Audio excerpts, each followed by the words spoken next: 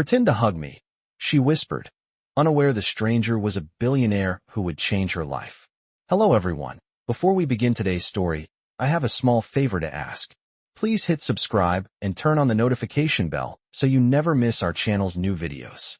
It is quick, free, and the best way to support us in bringing you more dramatic stories. Your support truly means the world to us. Where are you watching from? Drop your city or country in the comments below. Thank you very much. Now, let us return to our main character.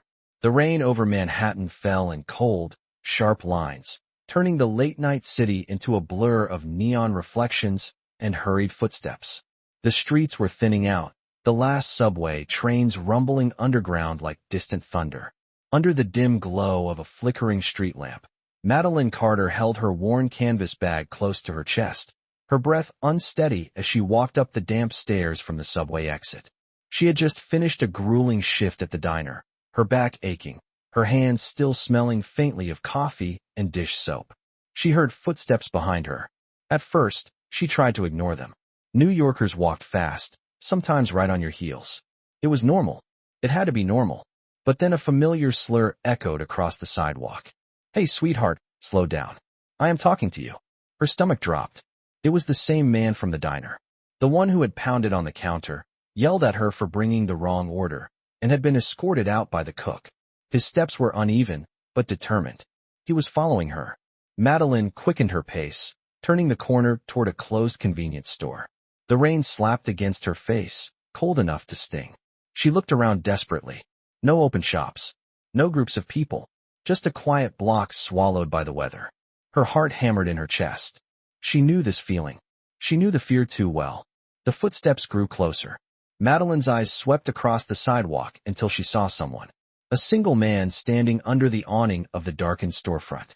Tall, broad-shouldered, his dress shirt soaked through by the rain. He looked exhausted, like he had been wandering the city for hours just to escape something inside his own mind. But his eyes were steady. Madeline moved toward him without thinking. Her voice shook as she whispered urgently, almost breathlessly, "Please, pretend to hug me." For a second, he simply stared at her, rain dripping from his hair, surprise breaking across his face. Then, without a word, he stepped forward and wrapped his arms around her. Not tightly, not possessively, just enough to make her feel shielded, covered, safe. Her forehead pressed lightly against his chest. She could hear his heartbeat, slow, steady, grounding. The drunken man stumbled past them, muttered something under his breath, and continued down the block. Madeline exhaled shakily, her fingers trembling in the stranger's shirt. She did not know who he was. She did not know why he had agreed so quickly. She only knew one thing. For the first time that night, she was not afraid. The man's voice was low, warm, and calm as he murmured, "You are safe. He is gone." Madeline stepped back gently, her breath still uneven, rain mixing with the warmth on her face. She managed a whisper, soft but sincere. "Thank you. I really needed that." She did not know that the stranger she had just clung to was Rowan Hale, billionaire, CEO, and one of the most private men in New York. She only knew his kindness, and she had no idea how drastically that single hug would change both of their lives. The rain had finally eased by the time Madeline made it back to the Bronx, but her nerves had not. Even after the stranger's embrace, even after watching the drunken man disappear down the street, her mind kept replaying the moment over and over. She had clung to someone she had never met. She had pressed her forehead against his chest. She had whispered for help like a child trembling in the dark. And he had helped her without hesitation. Inside the small studio apartment she rented on the 4th floor, the walls felt closer than usual. The heater rattled softly in the corner, barely warming the room. A leak near the window dripped into a metal bowl she had placed underneath. Her canvas bag lay on the table, soaked through. She pulled out her sketchbook and placed it beside the heater to dry. Madeline sank into the one chair she owned, rubbing her arms to stop the trembling. She whispered to herself, "You are all right. It is over." But the truth was simple. Nothing felt over. After a few hours of restless sleep, she woke to the sound of her phone vibrating. The landlord had left another voicemail reminding her that the building was being inspected this week and that tenants might need to evacuate temporarily. She sighed, rubbing her eyes. Every day felt like a new problem stacked onto the last. Still dressed in yesterday's clothes, she stepped outside before sunrise and walked toward Riverside Park. The humidity from last night's storm clung to the air, mixing with the smell of wet asphalt and city soil. She often came here when her mind felt too loud. It was quiet this early, except for the soft rustling of leaves and a jogger here and there. She sat on a bench, pulled her knees up slightly, and hugged her sketchbook to her chest. She wished she had thanked the stranger properly. She wished she had asked for his name. But New York was full of people who brushed past one another without ever crossing paths again. He was probably already gone from her life. Madeline rested her head on the back of the bench and closed her eyes. She did not even notice when a shadow approached. A warm paper cup was placed gently on the bench beside her. She opened her eyes in surprise. A medium coffee. The exact order she always bought after work, but had skipped last night. Steam rose into the cool morning air. On the side of the cup was a handwritten message. "You are safe. Take care." Her breath caught. She looked around immediately, scanning the park. A woman walked her dog near the path. 2 joggers stretched by the railing. An elderly man read a newspaper, but she did not see him. Still, she recognized the handwriting, the firmness of the letters, the quiet steadiness behind each stroke. It was him, the man from last night, the man who had held her when she could barely breathe. A strange warmth spread through her chest, chasing away some of the fear that had clung to her since the confrontation. She lifted the cup, letting the warmth seep into her fingers. She whispered into the quiet air, "Thank you, whoever you are." She stayed in the park a long time, sipping slowly, trying to calm the swirl of emotions inside her. By the time she stood up and walked back toward the subway, she felt lighter. Not healed, not safe forever, but steadier. When she reached the diner for her evening shift, the manager barely looked up from the register. It was the usual chaos. Orders shouted, plates clattering, the smell of bacon and fried onions hanging thick in the air. But one thing gnawed at her. Was he nearby? Was he watching over her? Or was that cup of coffee nothing more than a passing kindness from a stranger who happened to walk the same block? As she wiped down the counter and delivered plates to tables, her thoughts kept drifting back to last night. The rain, the desperation, his steady voice, the warmth of his arms around her. She had not felt protected like that in years. Maybe ever. Near closing time, she stepped outside to dump the trash. The alley was narrow and dim, lit only by a flickering bulb. She hesitated for a moment, glancing up and down the street. No sign of danger. No sign of the drunken man. She exhaled in relief. Then she heard a familiar voice behind her. "Are you doing all right?" She spun around. And there he was. The stranger. The man from the rain. He was standing a few feet away, hands in his pockets, eyes gentle but alert. His shirt was dry now, and he carried himself with a quiet confidence she had not noticed before. Her breath caught, not from fear this time, but something else. Recognition. Relief. How did you find me?" she asked softly. He pointed toward the neon sign above the diner door. "I saw you come in earlier. I just wanted to make sure you were all right after last night." His voice was calm, steady, and real. She swallowed hard, feeling emotion rise in her chest. I am better," she said. "Because of you." A small smile touched his lips. "I am glad." She did not know it yet. But this was the moment Madeline Carter's life began to shift, slowly and quietly, towards something she never expected. And for Rowan Hale, billionaire in disguise, it was the first time in a long time that he felt needed for something other than his money. Their lives were about to intertwine in ways neither of them could imagine. The alley behind the diner was quiet, except for the low hum of the refrigerator vents and the distant rush of traffic. Madeline stood there, still holding the trash bag, her heartbeat slowly calming as she looked at the man who had appeared again when she least expected it. Rowan took a cautious step closer, not wanting to startle her. "I hope I am not intruding," he said gently. "I just wanted to check in." Madeline shook her head. "No, it is all right. I am just surprised you came back." A soft breeze brushed past, carrying the smell of rain-soaked pavement. For a moment, neither of them spoke. The silence was not uncomfortable. It felt grounding, like the city had paused just long enough for them to breathe. Madeline finally asked the question that had been sitting on her chest since morning. "Why did you help me last night? You did not even know me." Rowan lowered his gaze for a second, searching for the right words. You look terrified, he said quietly. No one should ever feel unsafe walking home. I just did what I hoped someone would do if it were me, or someone I cared about. Her eyes softened. There was no hidden motive, no strange edge in his tone. Just honesty. A passing car splashed water along the curb, and they both stepped back slightly. Rowan noticed her thin jacket clinging to her arms, still damp from the evening drizzle. You are freezing, he said. Let me walk you to the bus stop. At least until you are somewhere well lit.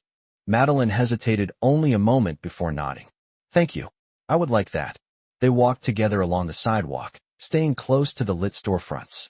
Most shops were already closed, but the glow from their windows painted soft gold reflections on the wet concrete. Madeline glanced at Rowan occasionally. She noticed the way he stayed slightly to the street side, creating a natural barrier between her and the road. A small gesture, but it mattered. When they reached the bus stop, she realized this was the safest she had felt in years.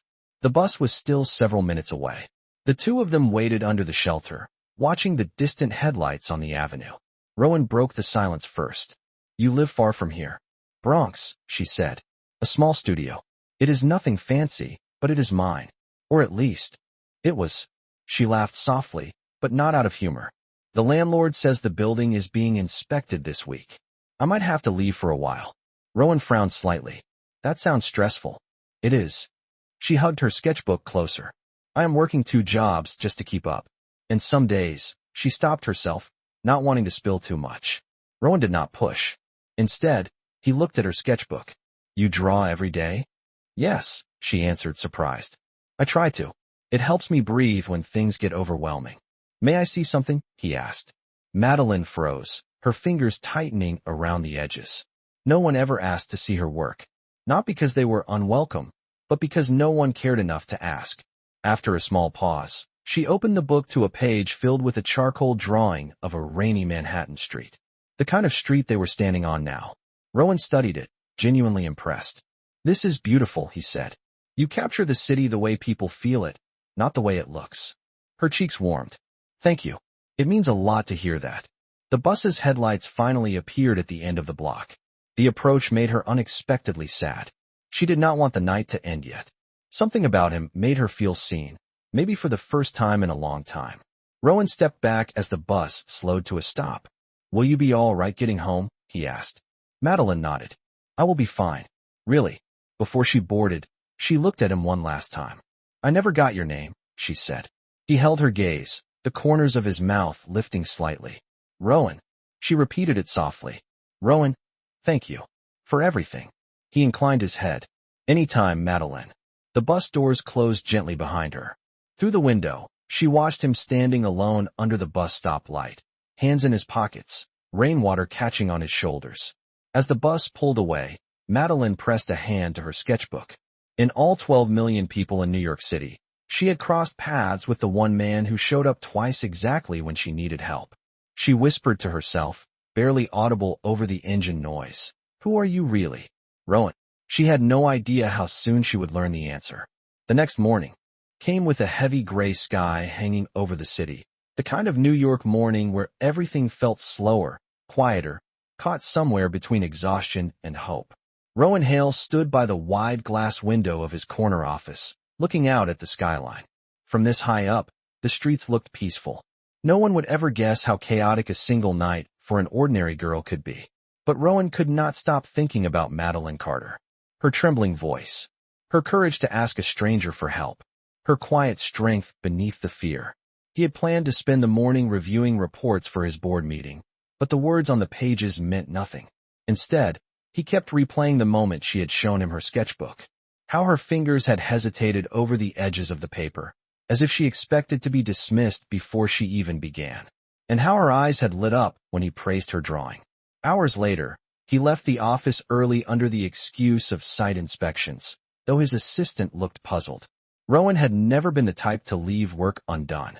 But today he needed to be out in the city, away from the expectations attached to his name. He found himself walking near the diner again that evening, hands in his coat pockets.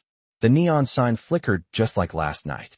People moved in and out, laughing, rushing, talking loudly, living the fast-paced city life that often swallowed quieter souls like Madeline.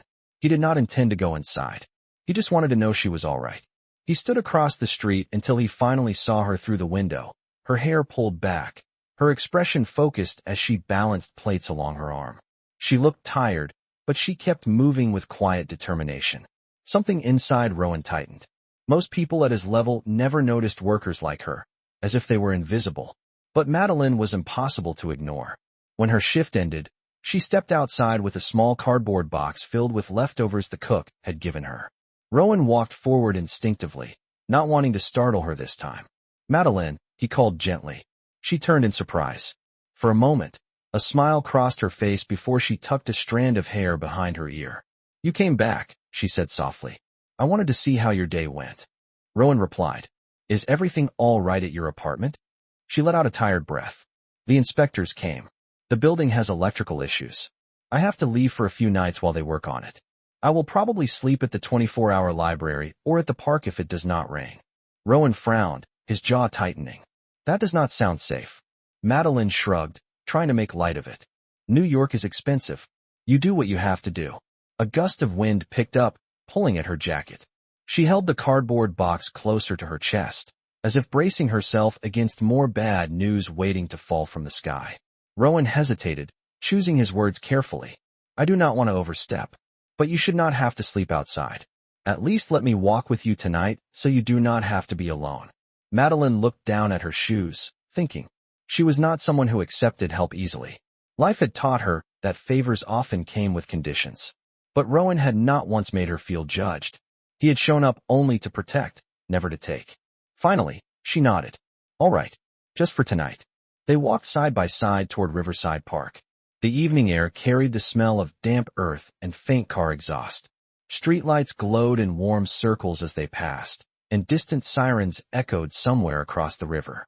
Madeline began talking in small pieces, almost absent-mindedly, about how she had moved to New York after her mother passed, how she had been working non-stop just to keep from falling behind, how art was the one piece of herself she kept alive because it was the only thing that felt like home.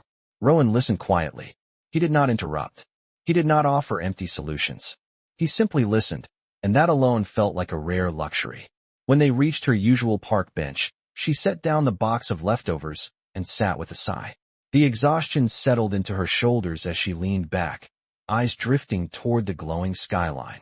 "This city is loud," she said, "but sometimes I still feel like no one even notices I exist."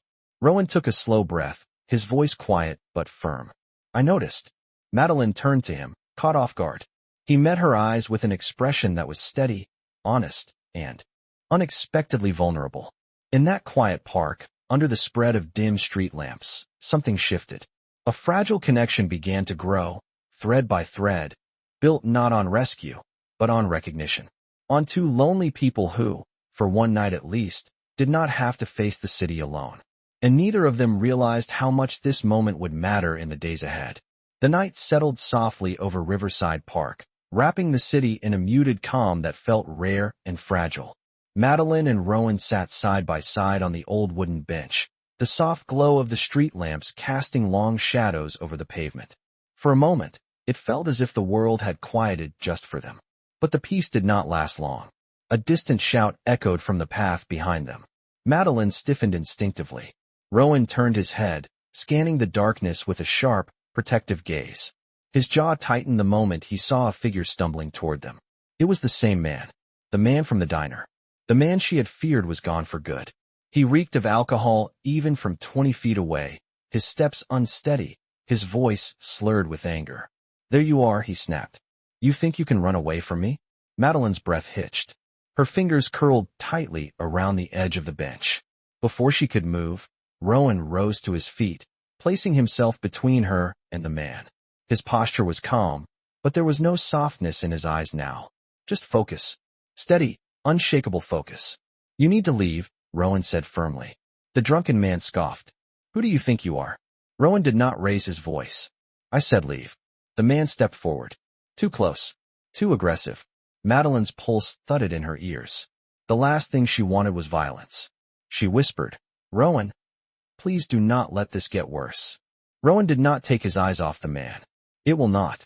The moment stretched like a wire pulled too tight. Then, Out of nowhere, a park patrol cruiser turned the corner, its headlights sweeping across the path. The drunken man froze under the bright beam, muttered something incoherent, and stumbled away in the opposite direction before the officers could even step out. Madeline let out a long, shaky breath. Rowan turned back to her immediately. "Are you all right?" She nodded, though her hands trembled visibly. "Yes, thanks to you." He sat beside her again, softer now, leaning just close enough to let her feel safe, but not overwhelmed. "I do not understand why he keeps following me," she whispered, her voice thin. "I do not even know him. He was just a rude customer, but now I cannot get rid of him." Rowan's expression darkened with concern. "That is not something you should handle alone. You should file a report. The diner has cameras. You do not have to be scared without protection." Madeline looked down at her sketchbook, the charcoal stains smudged from her anxious grip. "I do not want to be a problem for anyone," she said softly. Rowan's voice lowered, steady and sincere. "Madeline, listen to me. You are not a problem. You deserve to feel safe. You deserve someone in your corner." She felt something warm and unfamiliar press against her heart. For so long, she had carried everything alone. The rent, the fear, the long shifts, the loneliness. Hearing someone say she deserved safety felt almost unreal. A breeze rustled through the trees above them. Madeline finally looked up at Rowan, truly looked at him. The quiet concern in his eyes. The protective way he angled his body toward her. The patience in his voice. "You do not have to stay with me," she said, though a small part of her wished he would. "I know you must have somewhere important to be." Rowan shook his head. "Right now, I am exactly where I need to be." Her breath caught at his words. He glanced at her sketchbook again. "Will you show me another drawing?" he asked, not to distract her, but to bring her back to the pieces of herself she loved. Slowly, she opened the book to a page filled with soft lines of the city sunrise. He studied it as if it mattered. As if she mattered. "You see the world with so much hope," Rowan said quietly. "Even when life tries to take that away from you." Madeline felt warmth rise behind her eyes, surprised by how deeply his words landed. For a long moment, they simply sat together. The park lights glowed above them. The danger had passed, and for the first time that night, the trembling in her hands finally stopped. She did not know it yet, but this second moment of protection, this deeper bond, was the beginning of something that would later change everything. And Rowan, though he did not show it, felt a shift within himself too. A shift he had not felt in years. The sky above Riverside Park had begun shifting into the deep blue of early dawn, the kind of quiet hour when the city softened and the noise faded into something almost gentle. Madeline and Rowan were still sitting together on the old bench, neither of them ready to leave just yet. The tension from earlier had slowly dissolved, leaving behind something deeper and calmer between them. Madeline rubbed her hands together for warmth, the cool air brushing her cheeks. She felt safer than she had felt in a long time, but the adrenaline of the night still clung faintly to her skin. Rowan glanced at her, noticing the way her shoulders rose and fell with a tired heaviness. "You have been through a lot tonight," Rowan said softly. "You should rest somewhere safe." Madeline sighed. "I know. I just do not have anywhere else to go until the building inspection is over." She hesitated, then added quietly, "I wish I could stay at home. I wish that place actually felt like home." Rowan listened, his expression thoughtful. There was something in her voice that revealed more than she intended. Not just exhaustion, but years of carrying her world alone. "You deserve better than worrying where you will sleep," he said. "No one should have to live like that." Madeline looked down, tracing a finger along the spine of her sketchbook. "Maybe things will get better someday. I do not know. I just keep trying." Rowan admired that about her. Her ability to keep moving despite everything. Her quiet resilience. A breeze stirred the leaves above them, scattering a few across the pavement. The city was beginning to wake up, distant engines rumbling, birds calling softly from the trees. Rowan realized that if he left now, she would be alone again, sitting in the middle of a near-empty park with only her sketchbook to keep her company. "I can stay a little longer," he said. Madeline looked at him with surprise. "You do not have to." "I know," Rowan replied, "but I want to." Something unspoken passed between them, an understanding that neither was ready for this moment to end. After a stretch of silence, Rowan asked, "Do you ever draw people? Or just places?" Madeline smiled faintly. I draw people sometimes. Only when they make me feel something. Would you draw me someday? Rowan asked, almost shyly. She blinked in surprise. No one has ever asked me that before. Then I am honored to be the first. Her cheeks warmed slightly, and she tucked a loose strand of hair behind her ear. Maybe, if you stay still long enough.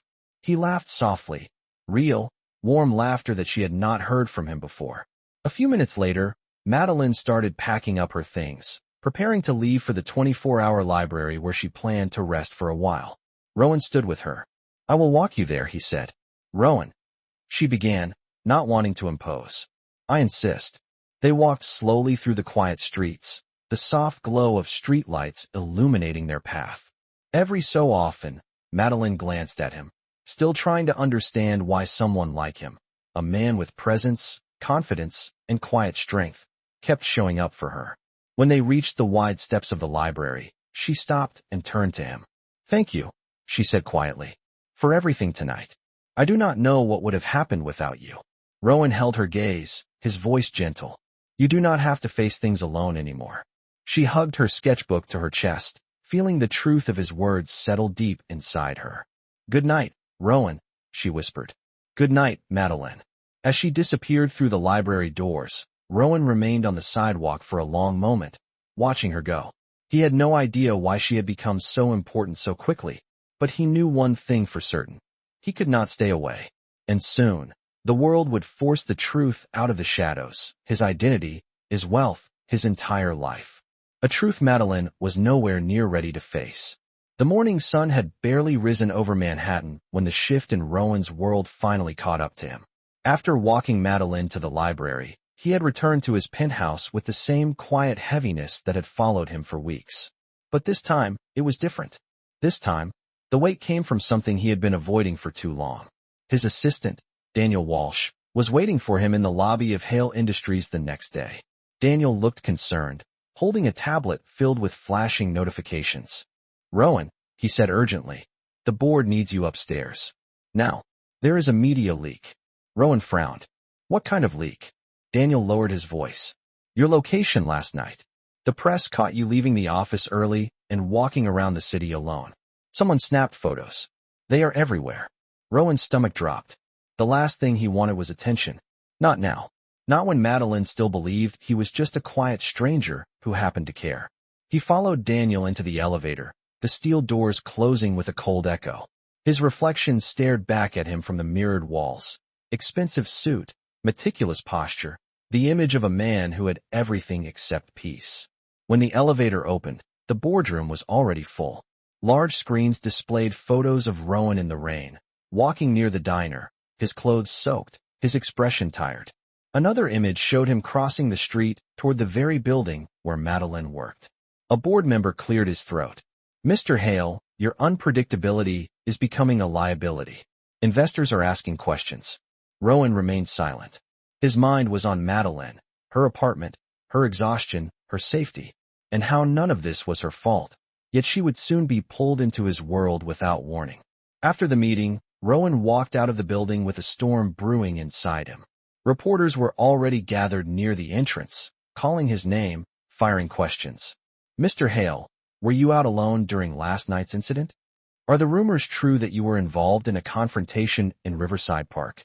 Will Hale Industries release a statement?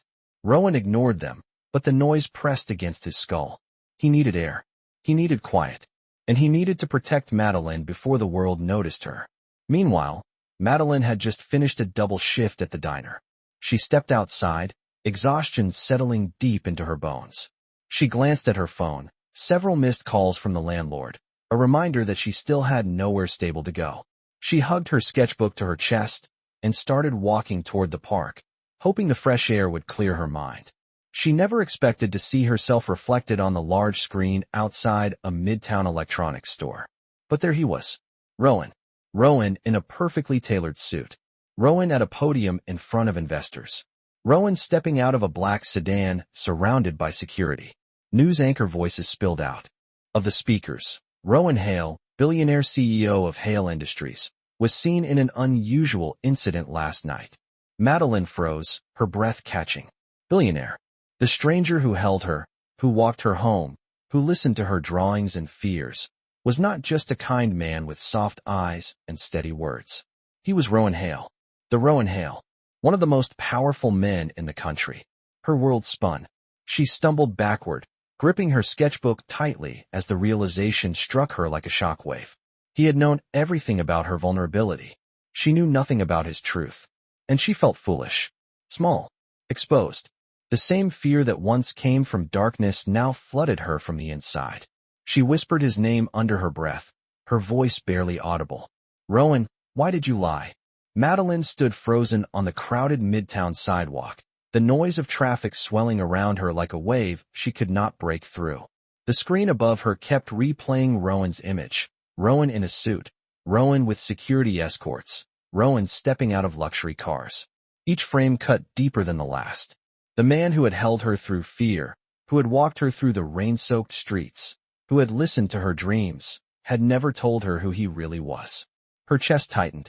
She felt exposed, foolish, and painfully small in a city that already made her feel invisible. Clutching her sketchbook, she turned away from the enormous screen and walked fast, faster than she meant to, through the crowd. Her thoughts kept colliding with each other. He knew I had nowhere to stay. He knew I was struggling. And all this time, he was a billionaire? By the time she reached the steps of the library, her breath was shaky. She sank onto the cold stone step, hugging her knees. People came and went around her, but she barely noticed. The realization stung in a way she could not explain. She whispered to herself, what was I to him? A story? A distraction? A shadow slowly fell across the pavement. Madeline looked up. Rowan stood several feet away, breathing slightly unsteadily, as if he had been searching for her. He did not approach too quickly. He did not move closer than she allowed. His expression held worry, regret, and something almost like fear. Fear of losing her. "Madeline," he said softly, "I have been looking everywhere. For you." She rose to her feet, clutching her sketchbook like a shield. "You are Rowan Hale," she said, her voice fragile but steady.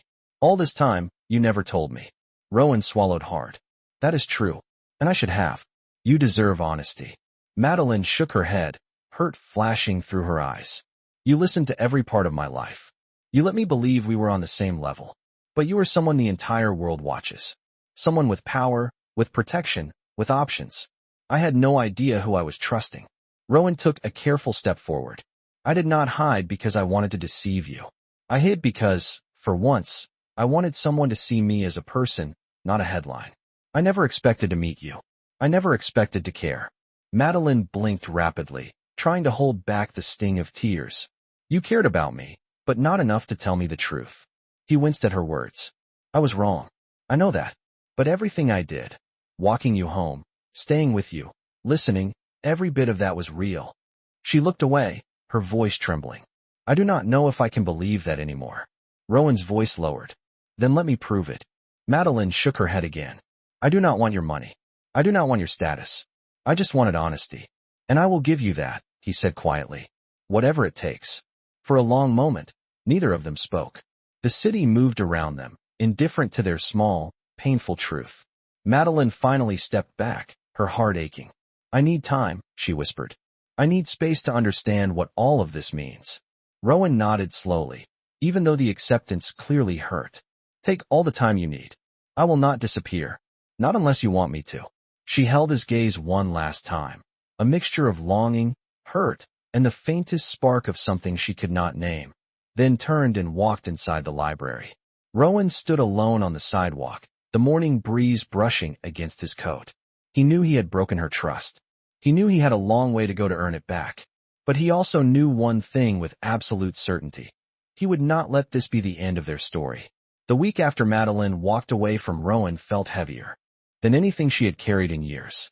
She went to work, kept her head down, slept in the 24-hour library when she had to, and tried to silence the hurt tightening in her chest. But even while she avoided the news, the city did not let her forget what had happened. Hale Industries dominated headlines all week with economic updates, investor reactions, and photographs of Rowan Hale in every suit imaginable. Yet beneath all that noise, Rowan himself had gone quiet. No interviews, no sudden appearances, no attempts to force himself into her life. He was giving her the space she asked for, But he had not stopped caring. 3 days later, the diner manager called her toward the back. "There is something for you," he said, scratching his head. "Guy dropped it off earlier. Said it was important." On the counter was a sealed envelope with her name written in careful handwriting. Inside was a simple note. "If you come by the gallery tonight at 7, I hope you will see what I should have told you sooner. Rowan." Madeline's heart pounded. She almost did not go, but something deep inside whispered that she needed to see what this was, not for him, but for herself. That evening, she approached the small brick building in Brooklyn. Soft lights glowed through the tall windows. When she stepped inside, her breath caught. The entire gallery was filled with her art. Every sketch from her book, carefully scanned, printed, framed, and displayed under warm lighting, lined the walls. Moments of her life, her fears, her hope, the way she saw the city, all treated with a respect she had never dared to imagine. There were small nameplates beside each piece. Artist, Madeline Carter. At the center of the room, Rowan stood quietly, hands folded in front of him. He did not move toward her. He let her walk the space, let her take in every detail without pressure. When she finally turned to him, he spoke softly. "This is not charity. This is your voice. You deserve for someone to see it, to honor it. I did not tell you who I was because I was afraid of losing what we had. But hiding myself only hurt you. And I am sorry." Madeline looked around the room again, tears filling her eyes. Not from sadness this time, but from something gentler, something healing. "You did all this?" she whispered. "Yes," he said, "but only because you already did the hard part. You survived. You created beauty from pain. I just gave it a place to be seen." Her lips trembled. "You could have just explained. You did not have to do something so big." Rowan stepped closer, but not too close. "I wanted to show you the truth. Not the wealth. Not the company. Just the part of me that cares about you. The part that wants you to feel safe." Madeline wiped her cheeks with the back of her hand. "For the first time," she said softly, "I feel like someone actually sees me." Rowan reached out gently, giving her space to refuse. She did not. Their hands met. The gallery lights softened around them, turning the moment into something warm and quiet. Rowan looked into her eyes. "The first time you asked me to hold you, it was pretend," he said. "If you ever ask again, I want it to be real." Madeline took a shaky breath, her voice barely above a whisper. "Then come here." He stepped into her embrace, and she leaned into him, not out of fear this time, but trust. The city outside kept moving, loud and endless. But inside the small Brooklyn gallery, two lives finally found a place to rest. A place where kindness had led them. A place where truth had healed them. A place where a single pretend hug had grown into something real.